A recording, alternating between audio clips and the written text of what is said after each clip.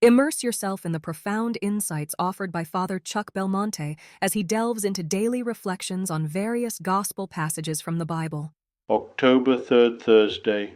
All who want to live for God need to practice mortification. To illustrate this concept, St. Josemaría used the story of a writer who wrote about a dream. In it, he was faced with two paths. The first path was wide and smooth, filled with comfortable inns, taverns, and beautiful distractions. Crowds of people traveled this road, indulging in ephemeral and superficial joys. However, this path ultimately led to a bottomless precipice. It is the path chosen by those who seek material pleasure, falsely boasting a happiness they do not possess, and relentlessly pursuing comfort and pleasure. These individuals are terrified of suffering, self-denial, and sacrifice. They want nothing to do with the cross of Christ, thinking it to be madness. But it is they who are truly insane, enslaved by envy, gluttony, and sensuality.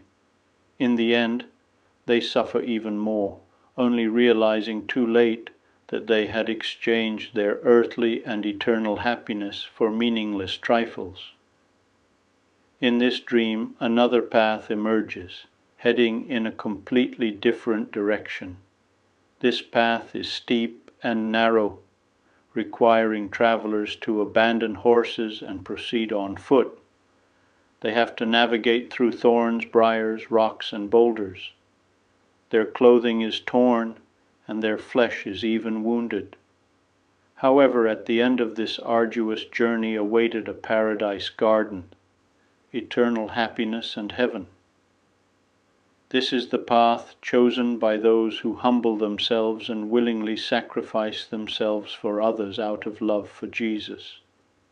It is the path of those unafraid of uphill climbs, faithfully shouldering the cross, no matter its weight, knowing that if they fell, they can rise again and continue their ascent. Christ provides strength to these travelers. To live with Christ, we must die with him, carrying the cross in our own bodies. By contemplating the suffering Jesus endured during his passion and death, we can overcome our resistance and rekindle our determination to follow the Lord closely.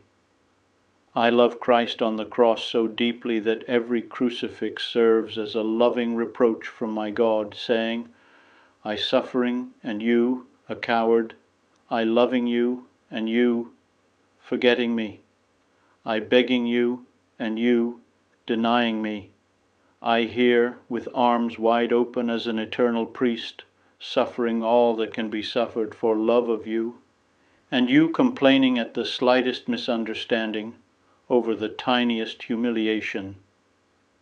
We must practice specific corporal mortifications in a spirit of atonement and zeal to co-redeem.